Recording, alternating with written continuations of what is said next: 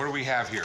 I have handwritten lyrics of America, also known as My Country, 'Tis of Thee. It's really cool. You know, it's sort of like our unofficial national anthem. It's not nearly as hard to sing. My country, 'tis of thee, sweet land of your liberty. Of thee I sing. We If can I- sing it together, but... If I can remember the words without looking at them, yeah. All right. The document of My Country, 'Tis of Thee is a piece of heritage in America. I want to sell it because I think it's a good way to make some money. I'm hoping to sell the document for $10,000. This is really cool. Where did you get this? It's a family heirloom. I got it after my mother had passed away. Okay.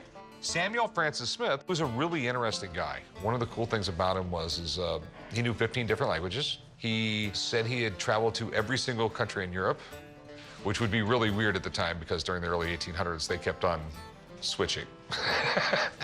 I mean, it's Spain one day, it's France the next. He ended up writing this song, and he put it to a German hymn where the music came from, and it slowly but surely became our unofficial national anthem. It's really neat. I mean, they got a lot of significance. I know that he would write these out for people and sell them to them, and they go for decent money. But there's some serious damage on this thing. It looks like it was sitting in a house somewhere with a lot of sunlight hitting it. The sun has made it turn yellow. You know, this was on white paper at one time. Right. And it really concerns me, this ink being this black. Usually it gets a reddish tinge after it's this old, and... It could be a print. It could be. Right. And how much were you looking to get out of it? 10,000? Let me have someone take a look at it. Okay. And, you know, if everything checks out, we'll go from there. Hang on a few minutes. I'm gonna give someone a call. Okay? I'm looking forward to an expert coming in to authenticate the signature and the writing of this document. Here we go. Oh, so it's large format. Yeah. Okay. You don't need your glasses. Well, typically, the ones that I've seen, they're really small. Because he just didn't have a lot of room to write. He'd use a little piece of paper, you know, and people would write away to him. And, you know, he'd send it back to him. Well, the first thing I want to do, I do want to take a look at the signature itself. This guy had a really nice autograph. Very neat, very legible. And we see kind of the same type of formations. S, F, Smith. We're looking at literally the same thing. Okay. But is it legit? You know, the good thing is the signature matches up with mine. Okay. On the other hand, you take a look right here under magnification. See some odd skipping.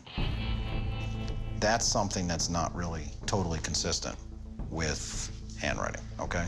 Because if you're writing and crossing over, and we have it right here on a T, if you're crossing over, usually the pen's not gonna skip like that. You're gonna have a straight flow through.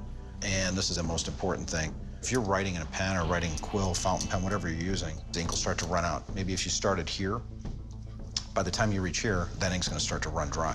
It's non-original. Everything else, including the signature too, it's just all reproduced. That's a bummer. Yeah, better luck next time, I'm sorry. Can you hear my heart breaking? Yeah. Well, Thanks, man. Yeah, good to see you, sorry. Yep, Thank good luck. you. Yep, you bet. You know, unfortunately, it's something that was kind of manufactured in mass. Really, realistically, doesn't have a lot of value. Well, sorry.